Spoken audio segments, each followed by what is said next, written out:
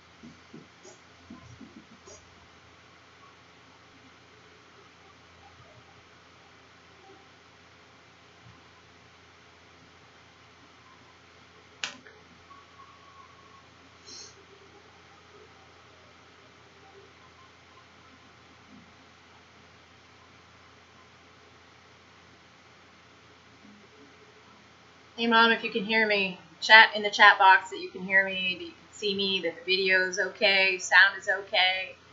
I had to restart.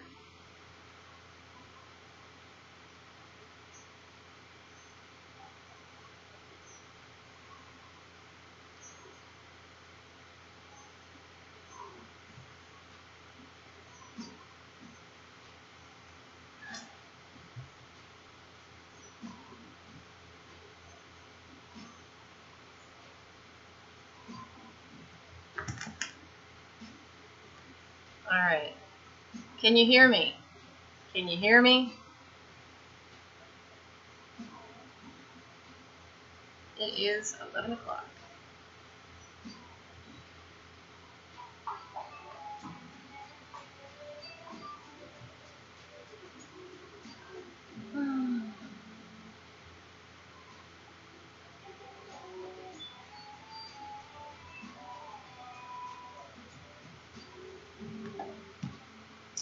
Alright.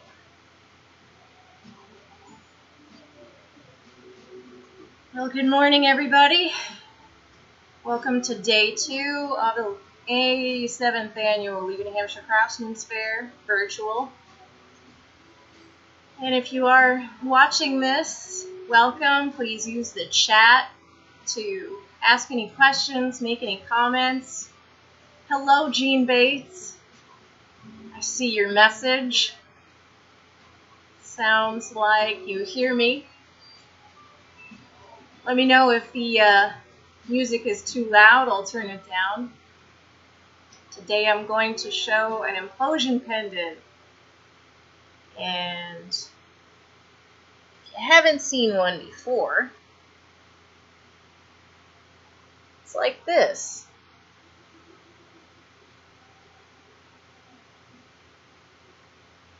So I start on a hollow bubble and I put a bunch of designs on it, and then I condense the glass, I turn it into a solid pendant. There we go. Webcam is backwards. That's the back side. There's the front side. Oh boy. You can kind of see that. There we go. So I'll do a design kind of like this. Thanks for letting me know about the music level. I'll do a design kind of like that.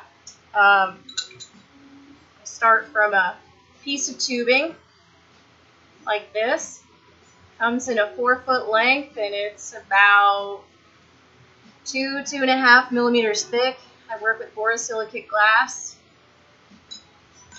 So I take a tube like this, and then I take another tube like this. This one's much smaller, and I join them to form a bubble. That's what I do all my work off of. And that bubble, well,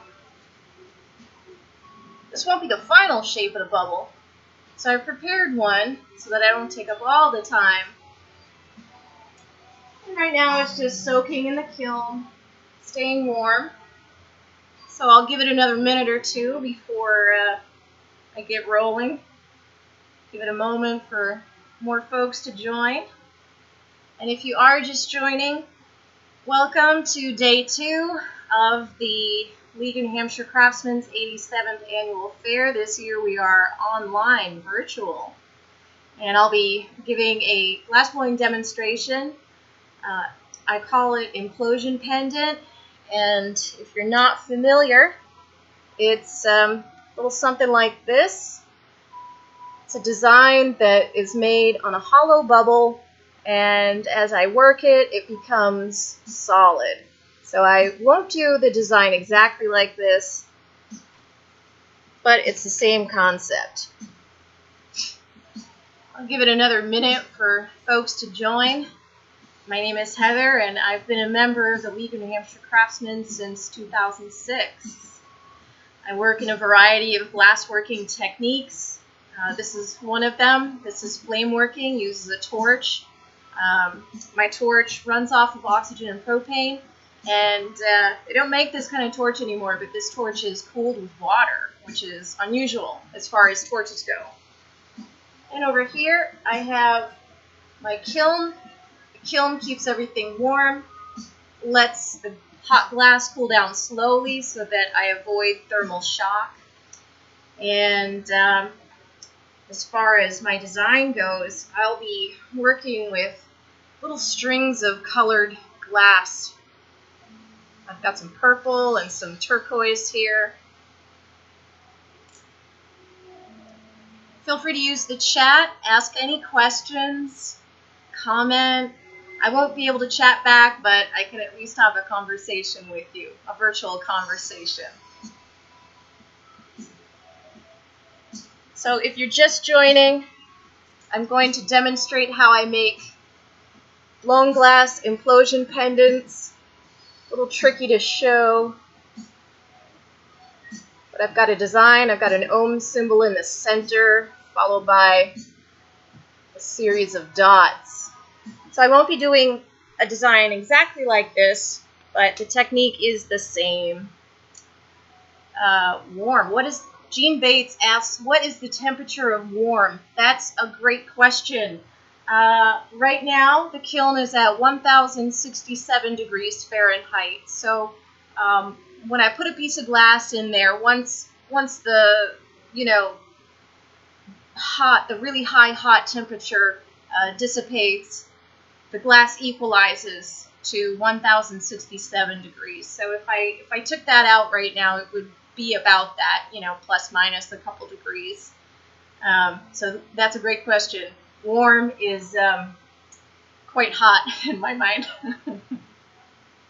So without further ado, I'm going to go ahead and fire up the torch. Feel free to ask any questions at any time.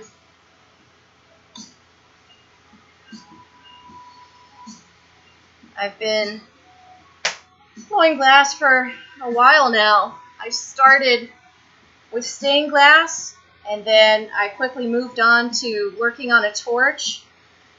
And I've learned how to cast glass in a kiln. I've learned how to blow glass at the furnace, which is what people usually think of when thinking of glass blowing. And I've learned how to cold work. So I know a variety of techniques. It's a lot of fun, and the learning never stops. And because I am going to do a lot of small detailed work, I've actually set up my webcam today so that you'll get a good view down here. So you won't see much of me, but that's okay. You didn't come here to see me. You came here to see some hot glass. So there we go. If you're just joining us, feel free to use the chat box, ask any questions, make any comments. I'll be happy to answer any questions. So today I am going to demonstrate how I make blown glass implosion pendants. And if you're not familiar, I make a design on a hollow bubble, and then I melt it down, condense it down, which shrinks the design. So I will do a slightly different design than in that piece that I just showed. I start off by using a piece of tubing. My webcam is backwards. I have not adjusted to that yet. So this tubing comes in 4-foot lengths. It's made of borosilicate glass, like labware or Pyrex dishware that you might have at home in the kitchen. It's like 2 millimeters thick, and I cut this down to size so that I can use it. Now I've already created a blank here to work with.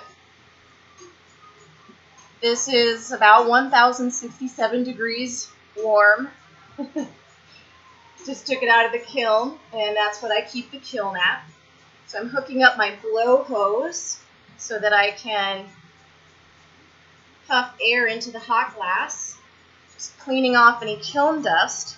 So the first thing I'll do is I'll get this really hot on the end, and then I'll blow a big bubble on the end, kind of like a light bulb. So traditional incandescent light bulb has a really large bulbous end and then a narrower end.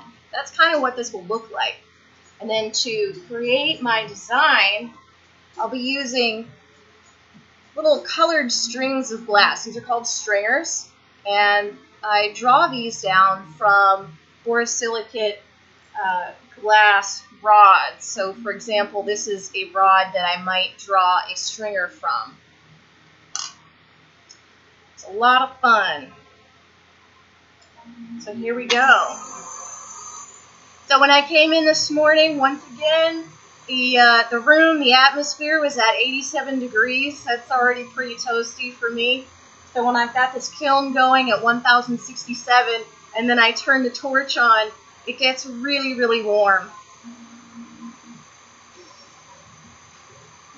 Constantly turning to keep the glass on center.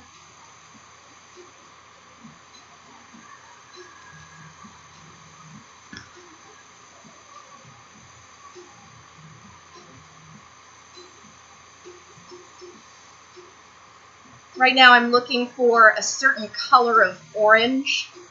As you can see here, glass looks pretty bright. That shade of orange tells me the working temperature. So the brighter orange or even white that it is, the more I know it's hot. And I'm just going to switch sides here for a moment. I tend to go back and forth between left hand and right hand. And now I will blow this up.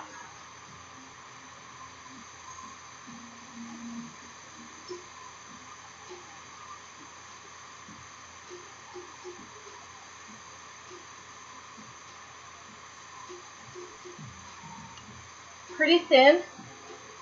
So you can see that changed quite a bit from where we started. That piece of tubing was, I think, about 25 millimeters. So now we have probably 50 millimeter diameter bulb here. And now I get to turn off the big flame. Woo! That is hot. So I'll start by creating my design in the center. Turning this way, way down.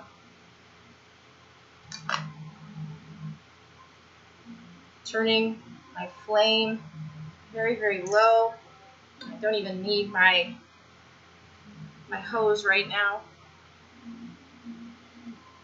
Anytime I draw on glass, I have to draw it backwards. I'm going to draw an ohm symbol here.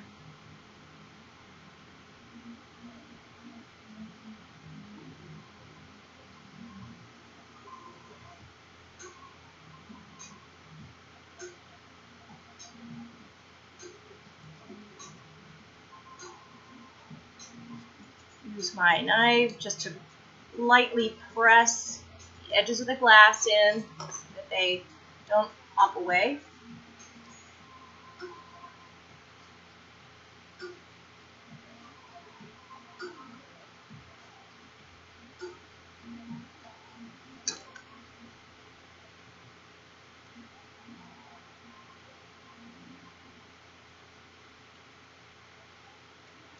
we go.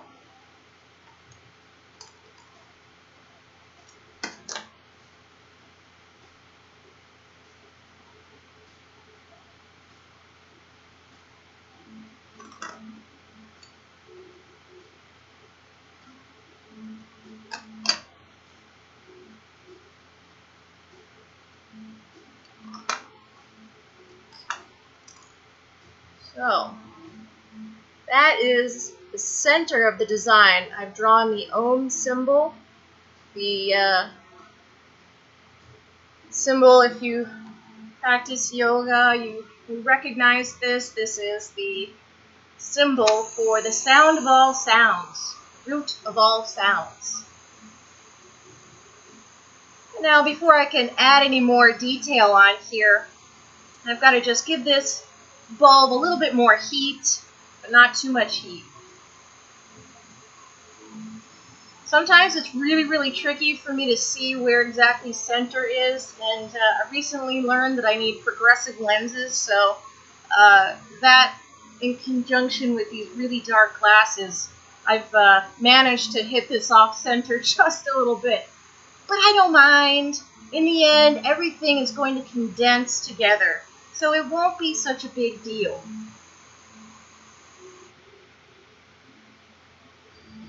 So now I'll add what will be lotus petals around that center Om design.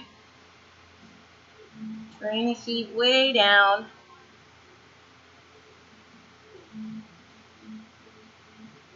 Heating up the glass.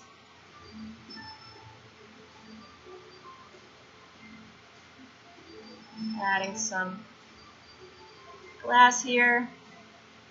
Using my knife to shape it a little bit. If you're just joining us, welcome. My name is Heather, and I'm a member of the League of New Hampshire Craftsmen. And today I am demonstrating how I make a blown glass implosion pendant. So I'm starting with the design. Hello, Auntie C11. You're back. Yay! Feel free to use the chat. Ask any questions. I'm using a knife here to cut in this design a little bit. Gives a little more definition when I implode. So everybody knows what something looks like when it explodes. So the idea here is that the glass is caving in on itself. Much like when something implodes, it just falls in on itself.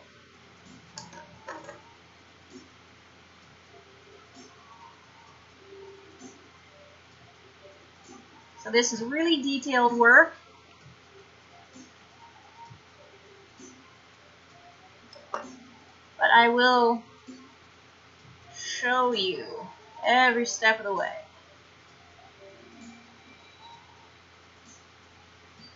There we go. Okay, so that is the start of one layer of petals. I'll go around and I'll do another, but before I do, just give this a little more heat.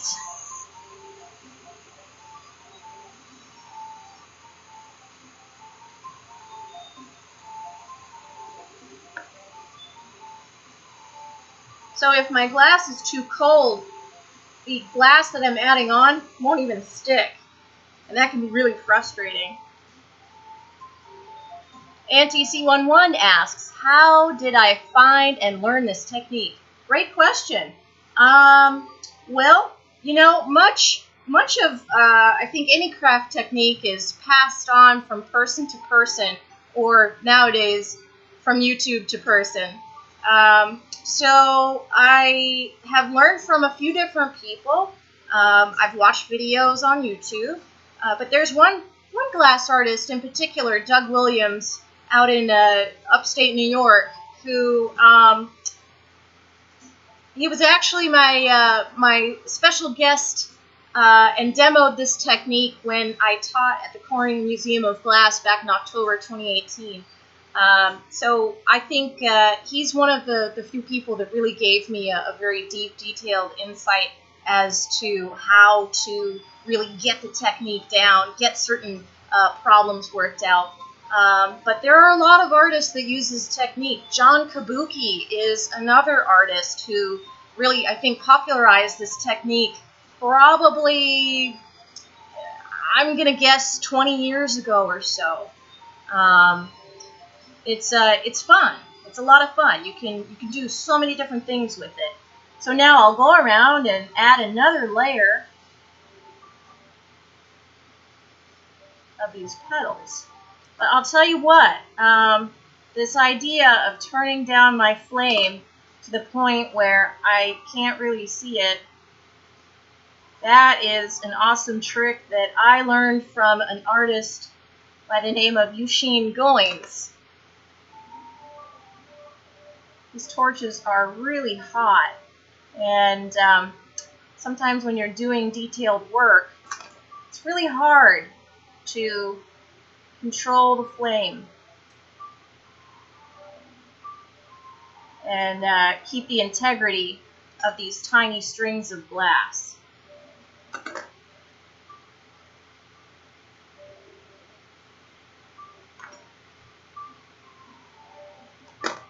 Okay, so I've got another layer of lotus petals on there.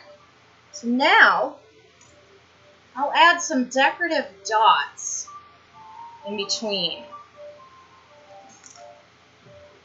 Give it a little more heat, warm it up.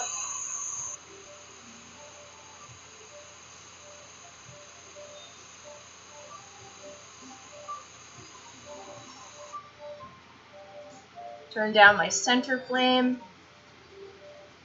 Take another colored stringer, and this time I'll add some dots in between those petals.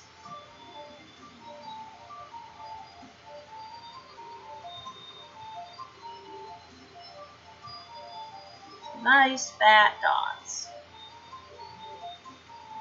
So I'm just heating up the end of the stringer, pressing it onto the glass, and then just twisting this little stringer away from that dot so that I can disconnect. And this time I'll take blue or turquoise and do the same thing on either side of those purple dots.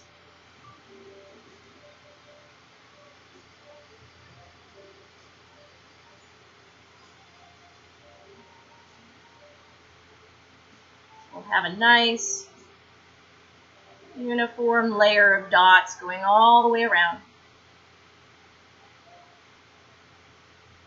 And the funny thing about these dots is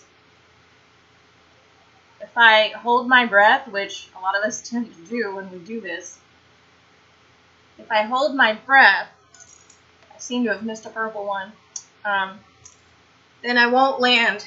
Oh, I just dropped it. There we go. I won't land the dot right where I need to. So I have to breathe.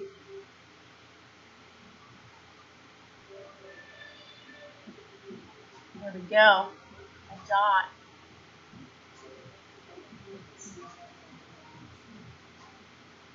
Sometimes I forget where I put my dots. That's okay. Just keep on going. This has gotten pretty cold, so I think it's time for me to give it a flash. A flash is just a few seconds in the heat. So now I'll go back to making the blue dots.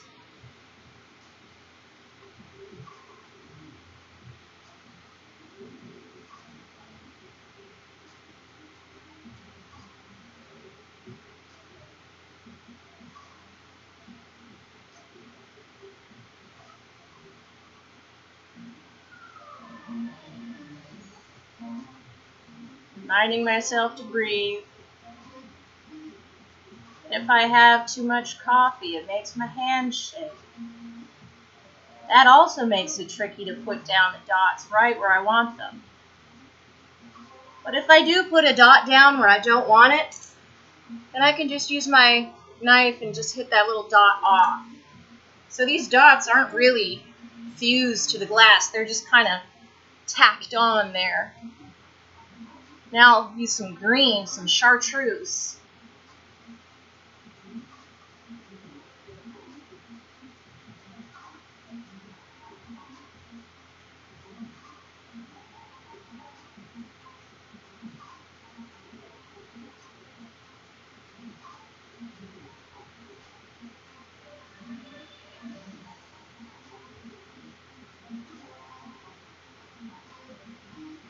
There we go. So now I've got some dots on there.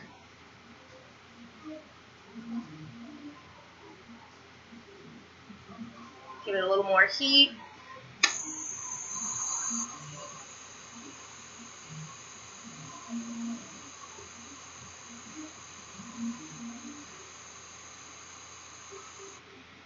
And this time I will give it some blue lotus petals. This turquoise stringer here. So I adjust my heat.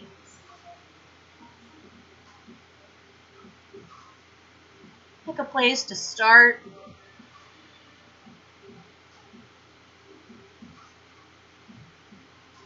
And I start laying on a stringer.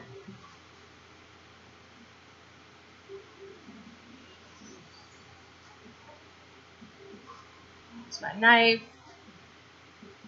Just push it down, push it down. Keep going around, going around.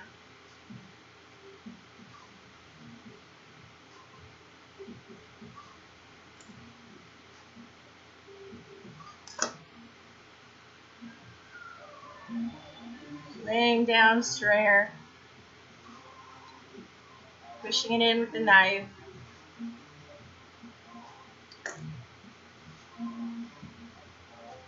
I'm also a certified yoga instructor and started teaching a combination of yoga and glassblowing classes. So this is actually one of the techniques that I offer when I teach. This is a very meditative process. Oh, I didn't like that one, so I'm just going to take that right off. There. You know, you really have to focus on being present, because when your mind drifts away, that's when you make mistakes in glass. Really forces you to focus on your breath. And, you know, we tend to be really slumped over our torches, so there's that physical aspect of taking time to step back, stretch. Jean Bates says, how do you get the thread so thin? Great question. So I start with a gather of hot glass on one of my colored rods, and then I use a clear rod, I attach it, and I just start pulling. It takes a lot of practice, I won't lie, but it's all about having the right heat and the right speed as I pull those rods thinner. I'm noticing that, oh, that one just broke. It happens. I'm noticing that some of my detail isn't sticking right away, so that's telling me that my glass is pretty cold.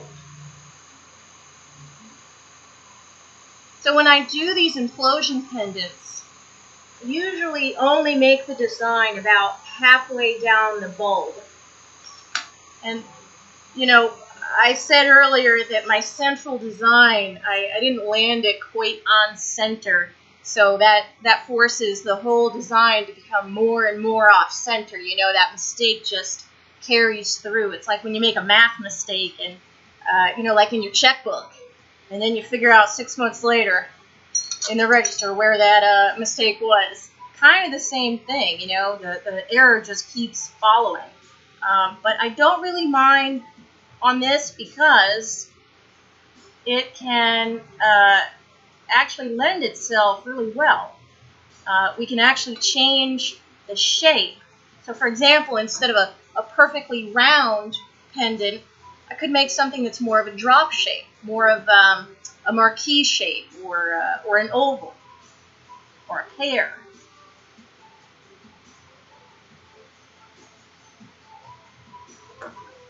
Adding just one more blue petal here.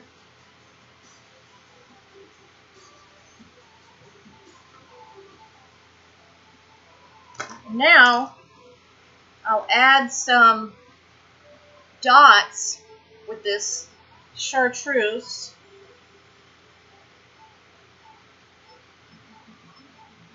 It's always good to check the design, see where I'm at, check my assumptions, which I don't always do, gets me in trouble.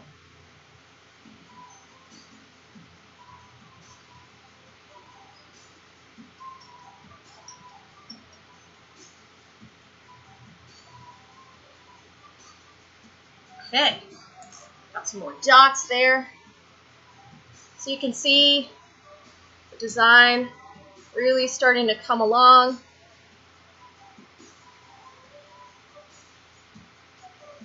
And I'll give this a little bit more heat.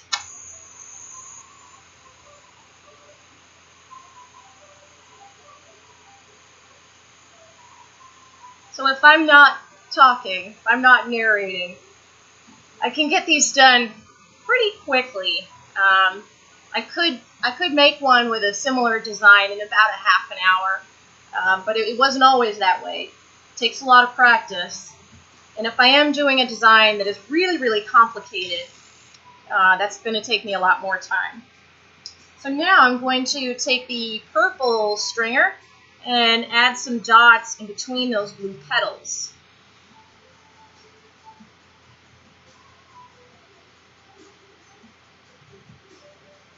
Nice big blue dots.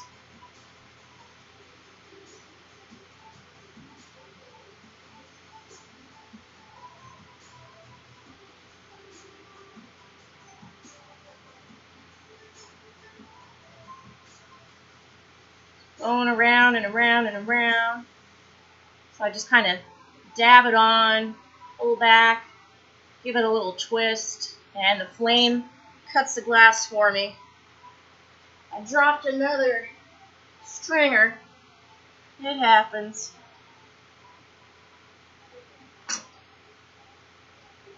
Give this a little more heat. So borosilicate tends to cool down pretty quickly, which is why I have to keep warming it up. Alright, now I think I'll do some green dots at the tips of these blue lotus leaves, petals.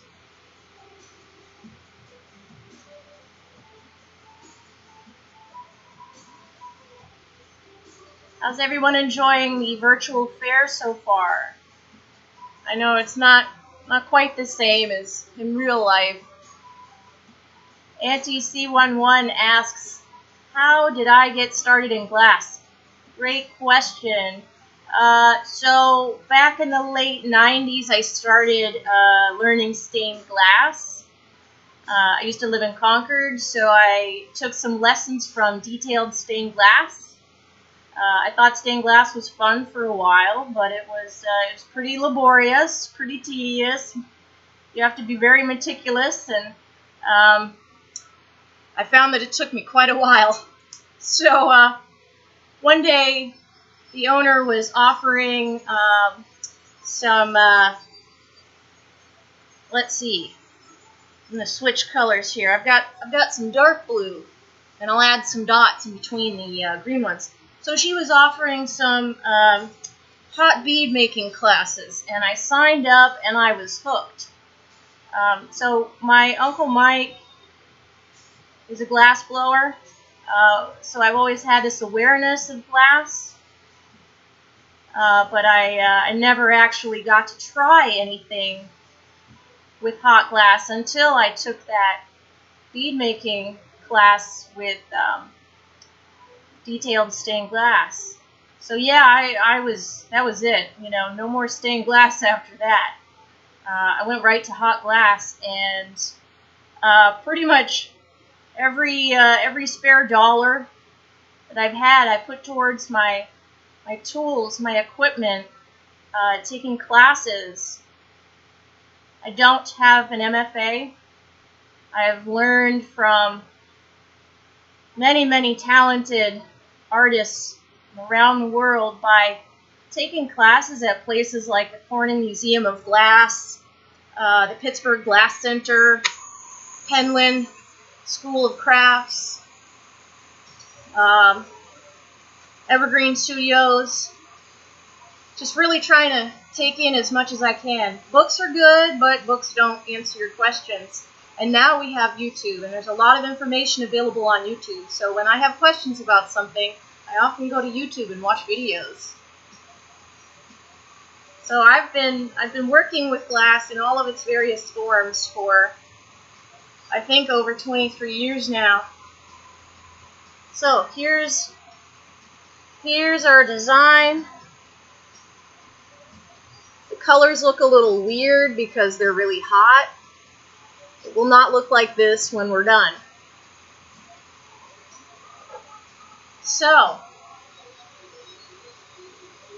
I've got a lot of detail on here. It's getting pretty close to the, I'll say, equator or the midpoint of this bulb. So, I think now I'm going to go ahead and do the implosion part. So, you know, I could have made all kinds of interesting, crazy details, and you know what? Why don't I add one more? Just one more. Do little swirls right along the perimeter. Because why not? It's an experiment. We'll see what happens.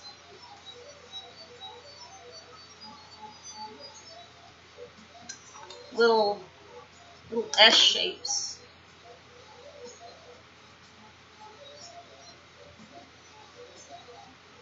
Oh, uh-oh. That one didn't go well.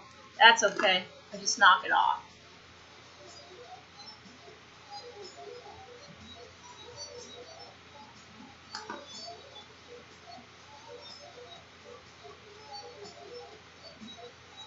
These little S shapes are tricky. You gotta have your hand technique down. Your twists down.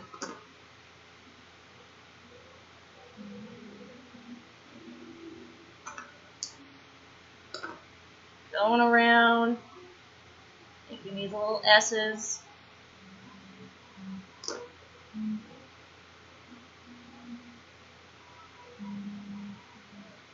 And, you know, to make these S's, you really just got to try it. Just got to practice it. It's all about the feel in your hands. It's hard to explain how to do it. Really kind of a twisting. But I think when you feel how it happens, when you feel your hands moving, your brain starts to connect with your hand.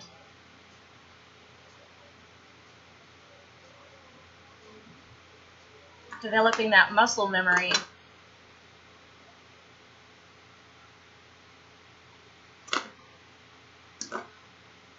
Add a couple more.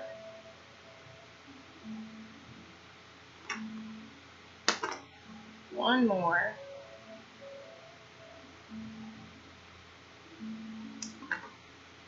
Woohoo! Alright. Give it a little more heat before I show you. So now the design is done. It's okay to change your mind. That's the fun of art. You can make it whatever you want. No rules. The material might disagree with you, but, you know, there's no rules when it comes to design. You do what you want. So here we go. Got all those little S's just to finish it off. Got the ohm in the center. Colors are hot, so it looks a little funny. Gene Bates says, pretty. Auntie C11 says, virtual fairs allowing classes like this, which is actually great. I'm learning more now that I ever could live. That's awesome. That's great feedback. Okay, so now I will hook up my blow hose to my blow tube, and I might switch back and forth. So if you can't see, it's just temporary. So I like to start by heating up the sides, getting the face a little bit warm. I find that if I get the sides a little bit warm before I go full on to the face of this, it helps to implode it a little more evenly. So this bubble is going to heat up and start falling in on itself, and the glass will start condensing. So what once was hollow becomes solid.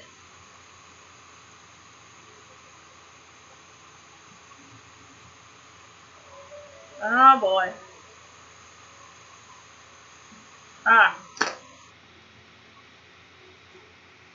Looks like one of my petals totally came off the glass and turned into a ball.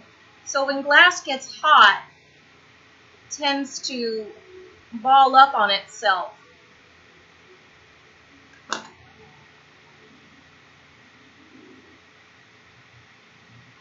There. So I stuck it back down. I was going to try to flick it off, but it was too hot, so it was still stuck to the glass. Try to fix that a little bit. So one way that I can ensure that everything starts to melt in smoothly without balling up on itself is by using my knife to press it in, but at this point I can turn it a little slower. Centrifugal force pushes the glass out. So now the face of this glass is starting to pull inward.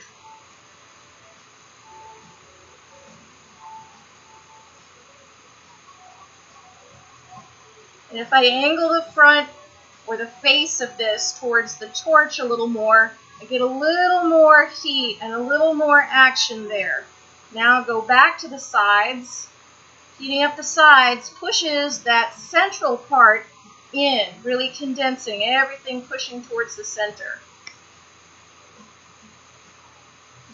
And because the design is off-center, the glass is now melting in an off-centered way, which does make the mechanics of this process a little awkward, but it's okay. You can still make it work.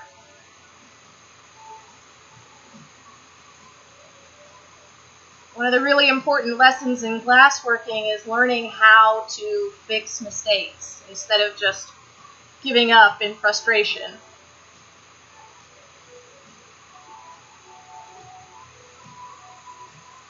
I'm puffing a little bit of air in there so that the design doesn't come inward and touch the side walls before I'm ready.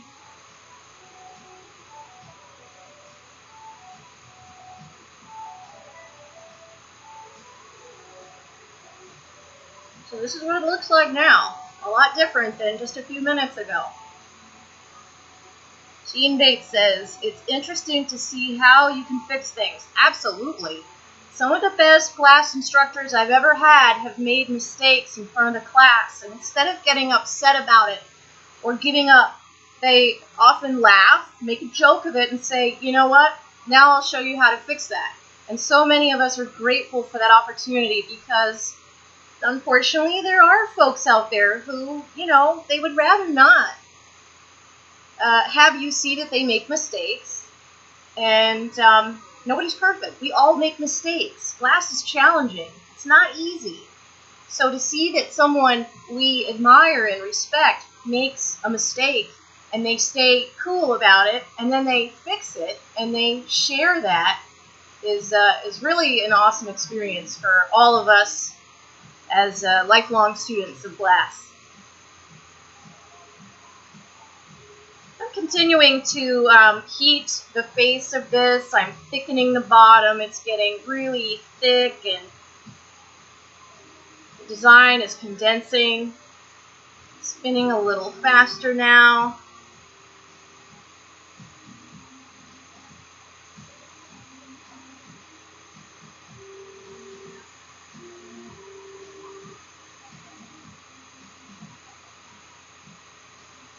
So this is just about heat and turning and angling the piece at the torch in such a way that there's maximum heat. This part does take a little bit of patience.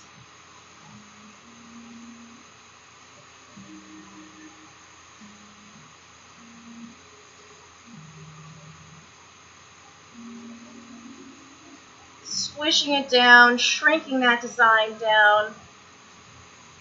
I'm just going to switch hands.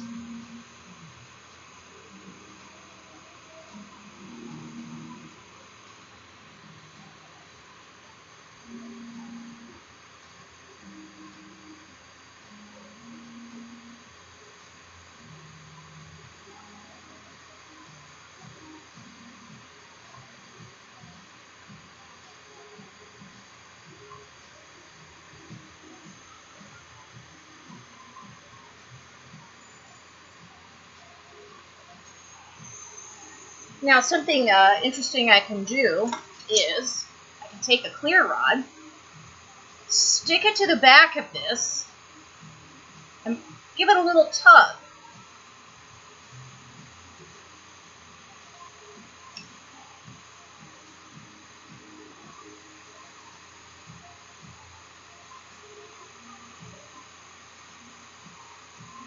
And then I will take this glass off,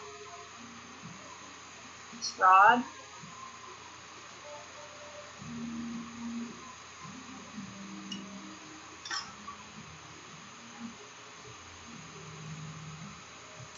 Auntie C11 says, what is the difference between what you do and dichroic glass, which I know looks very different?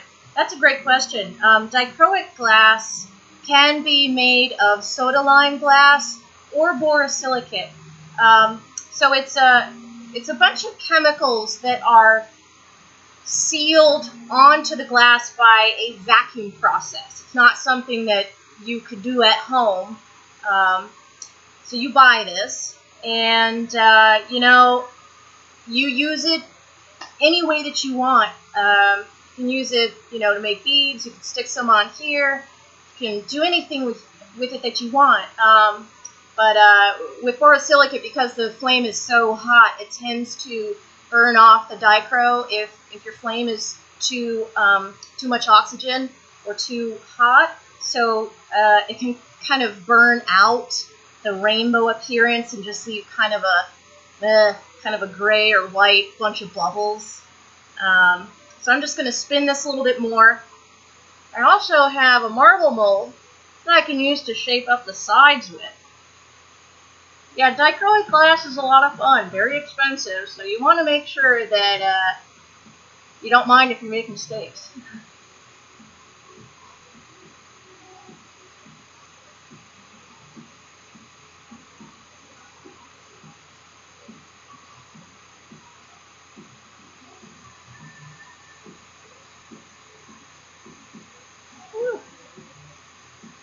Here, I just use the marble mold to switch the design on a little more. Condense this down a little bit more.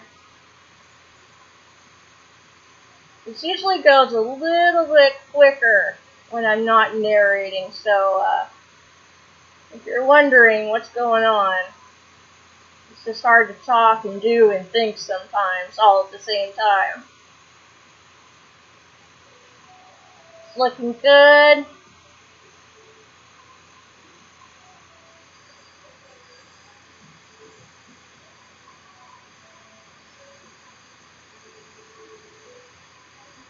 Shrinking down a little more.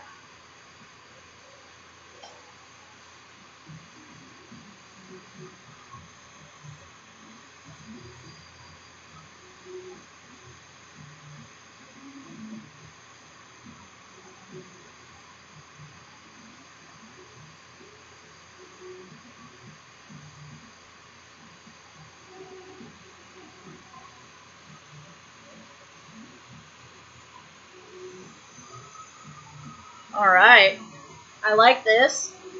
I like what I've got happening here. So I'll let this cool off a little bit. You can see it's really, really hot.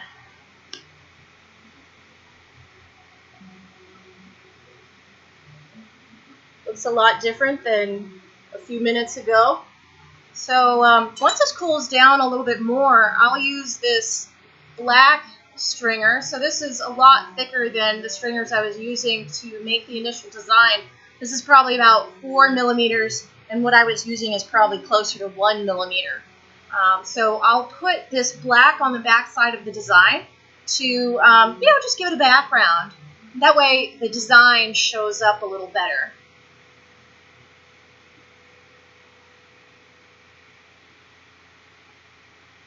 So I start by heating up stringer, pushing it onto the center, and then just start coiling around and around. Whoops. And sometimes that happens. That's okay.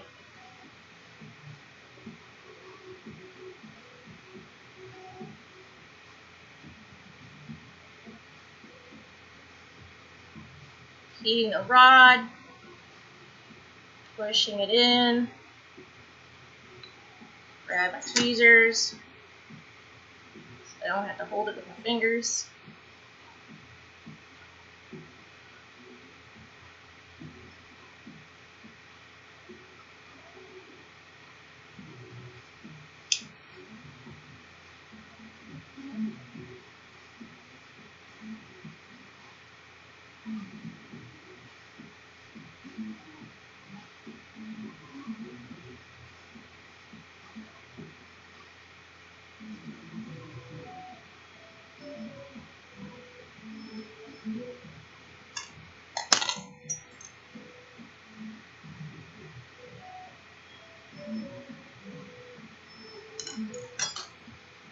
I have a couple of bare spots, so I'm just going to heat up the material, push it around a little bit.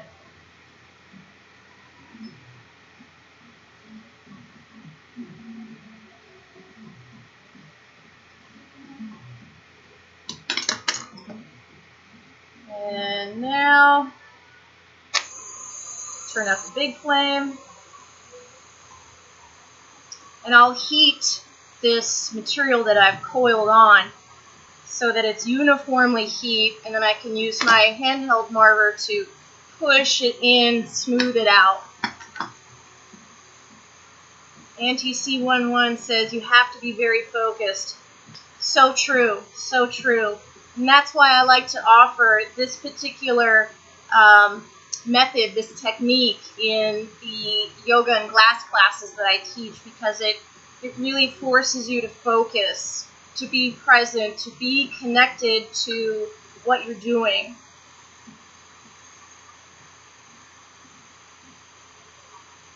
So I'm just heating up that black background color,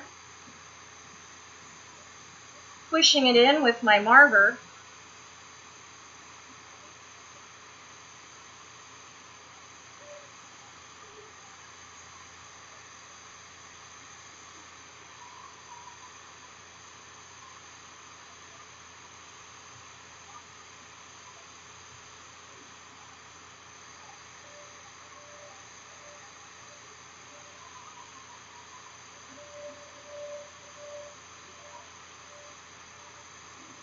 And I think I might need to do that 1 or 2 more times.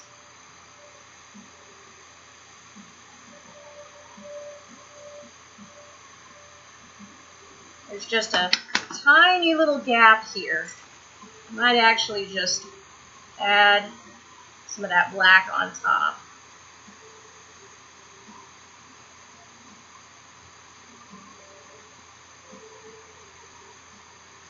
There.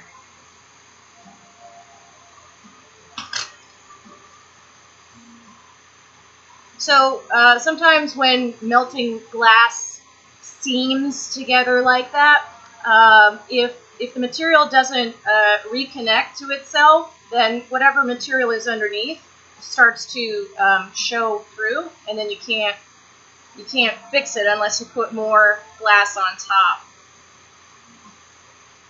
Sometimes that works, sometimes it doesn't. Sometimes you trap air. But I think we'll be okay this time. So I'll just heat this, smooth it down a little bit more, turning and angling as I go, getting it to be nice and smooth. NTC11 says, is this how glass paperweights are made? Yeah, you can absolutely make paperweights at the torch. And it's the same technique, pretty close, as you would at the furnace. Now, there are a lot of different ways to make paperweights at the torch. You know, depending on you know, the design that you're trying to make. If you're working in borosilicate glass, your paperweights might be on the smaller side, just because it does take so much material and so much heat. But you can also use soft glass at the torch. There's actually a father and daughter team in New Hampshire that make soft glass paperweights using a torch, and I'm completely forgetting their name right now, and I feel so bad about that. So if anybody knows, chat that out. All right, I think that backside is nice and smooth. So this is what it's looking like. So we got that nice black background on there, nice and smooth. So to make a paperweight, there's some specific tools involved. You would make all your design elements before you ever got to the point of making a paperweight. And a vacuum pump is also involved. So if you've ever seen a paperweight with all these little design elements, there's usually no air bubbles around those design elements. And that is because a vacuum pump sucked the air out. Alright, so now I'll add this clear glass handle to the back side. And I'm actually going to take this pendant piece off.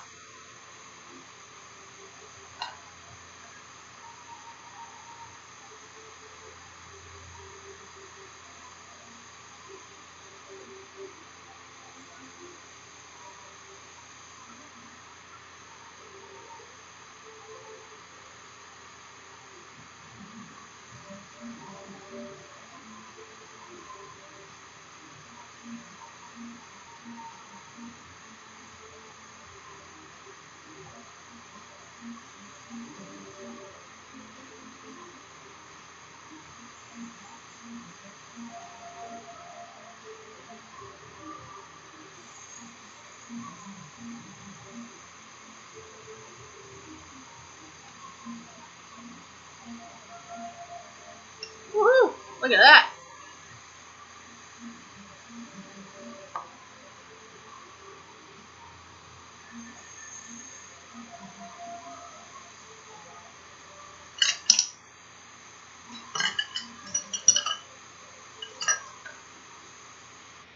So, this is what we have left.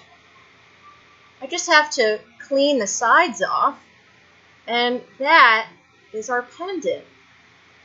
I mean, technically it becomes a pendant once I add the loop.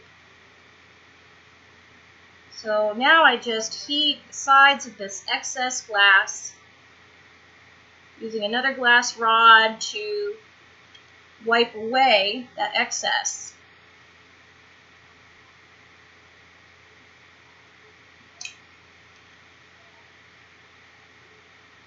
I'm going to challenge myself to finish this in the next 3 minutes, but I might go slightly past noon. Feel free to hang out.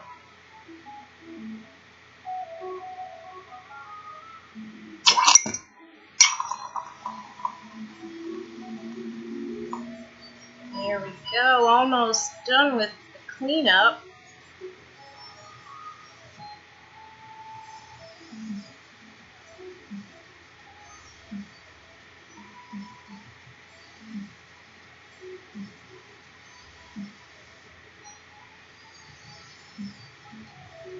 Okay, so all that extra glass is gone.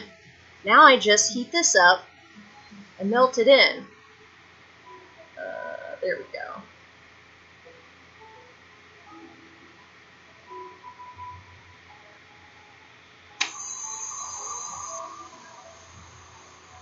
So I start by heating up the face. So this face that I'm heating up was inside that tube. So we've essentially flipped the whole design around.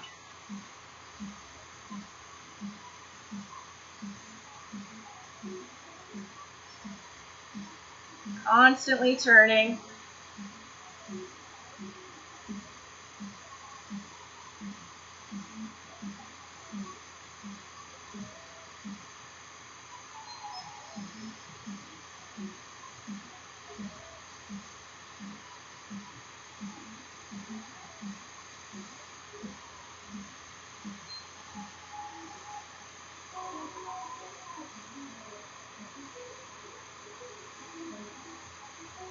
Using a marble mold just to shape up the sides a little.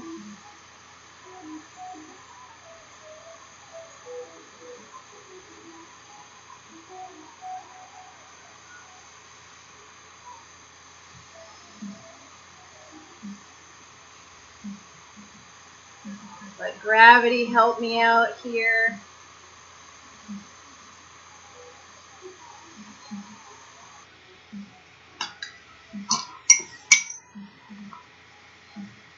All right. I bet you I can finish this in 2 minutes.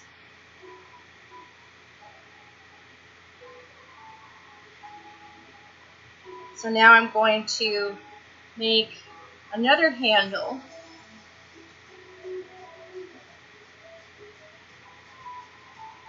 And take the back handle off. Just like that.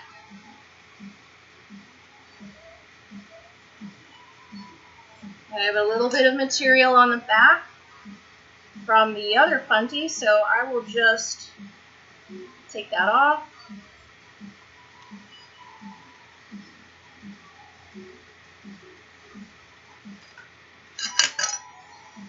Melt in. Smooth whatever's left.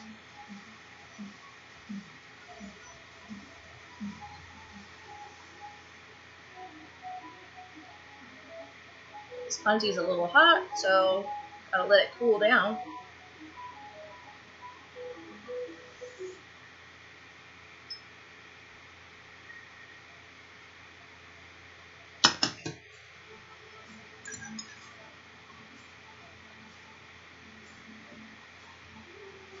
Now I will add the loop or the veil that a necklace would go through, or a chain would go through.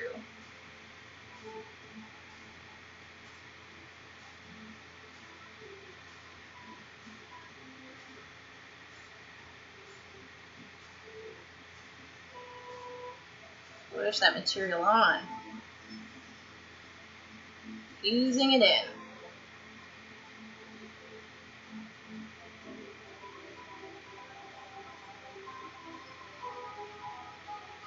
Pulling it back just a little bit.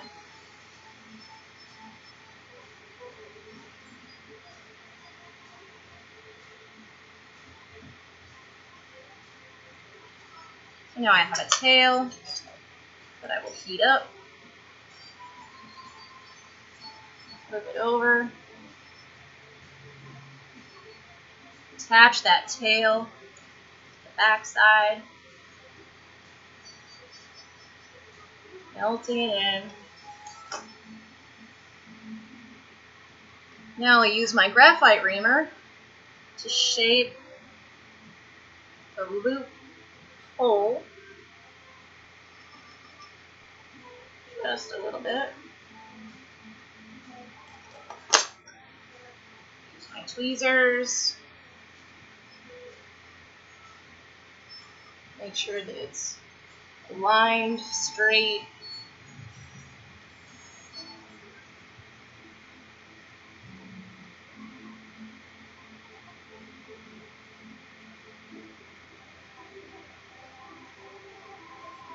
And there we go. So I managed to put the punty on at like a 30-degree angle, which is not what I meant to do. I would have had it, you know, vertical, but I just went with it. I'm not sure how well you can see the design here.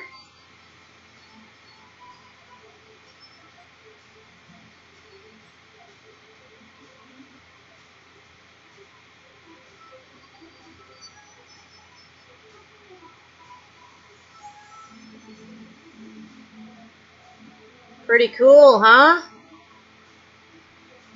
So that is how you make an implosion pendant.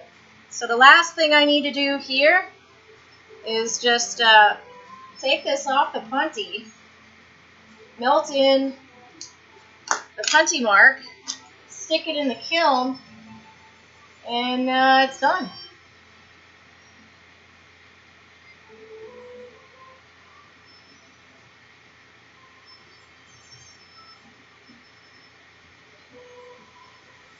That's it. Woohoo! Finished it in 4 minutes. Okay, I was shooting for 2. Thank you. Thank you for joining me today for Implosion Pendant Demo.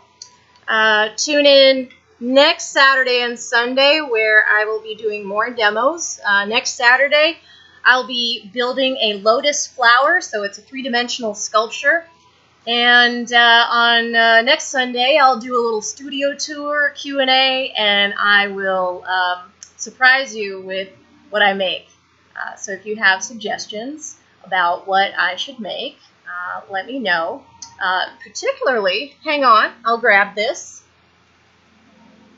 What I should do with this. So I have a 3-part on-demand video series for how I made this. And if you have ideas about what I might turn this into, I might pick a lucky person's answer and make that on Sunday for the last live demo, Sunday the 9th. Auntie C11 says, it really helps to know how this is done to appreciate your work and what goes into this. Thank you. Yes, yes. When we don't know what is put into it or how it's made, we really don't know, and therefore we don't have as great appreciation as when we do know the work and the labor that goes into something. Team Bates says, very cool. Thank you. So be sure to head on over to my website if you'd like to buy an implosion pendant. I have many styles available. I have glass straws, glass ornaments. I have all kinds of fun stuff. So feel free to check out my website and be sure to check out my fellow League of New Hampshire Craftsmen members, see what they're up to. We have a lot of live demos going on and a lot of on-demand content as well.